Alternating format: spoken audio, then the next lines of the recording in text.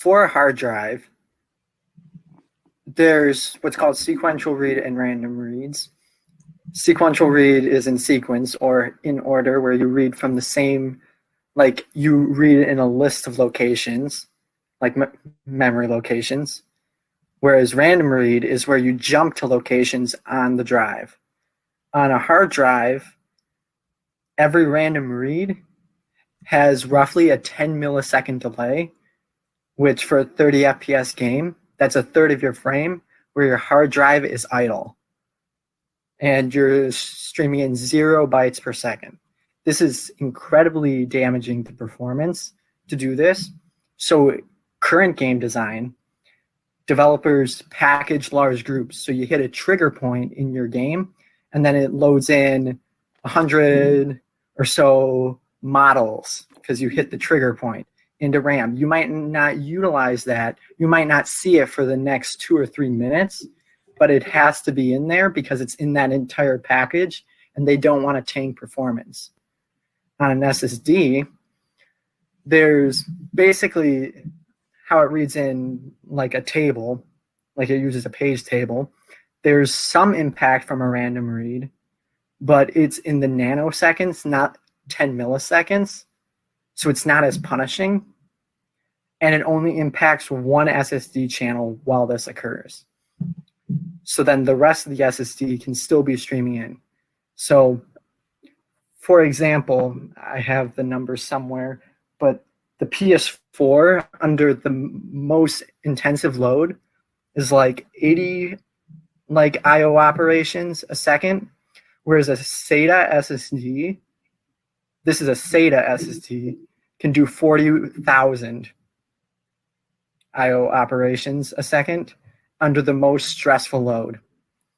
So now developers can do random reads without having a performance impact. So you can grab, oh, I just want to load in this asset now because it's now visible on screen because that model just showed up finally. Or I only want to load in half of the model. So like that's kind of what Unreal Engine 5 is doing, is they're basically shooting out a ray into the scene and calculating, hey, we don't need this model. Like we don't need the full model because it's too far away. So let's only load in a quarter of the model. So what this allows you to do now is you can massively increase like polygon counts. You can massively increase the amount of textures.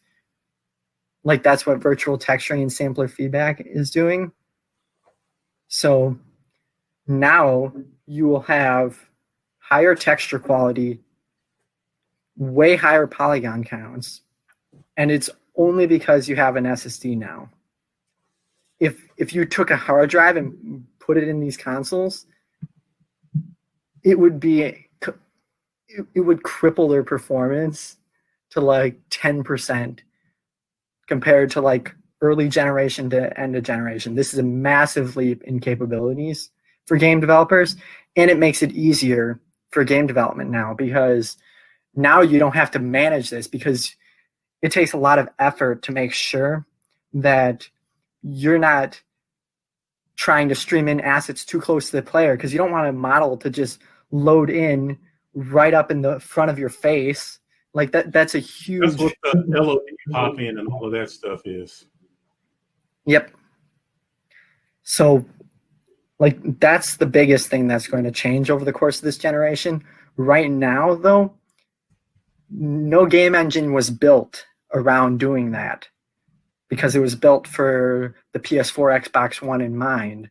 So they have to completely rewrite the engine, and you're going to have to most likely do that early in development when you're first coming up with the level design and the models, like the polygon counts and assets you want.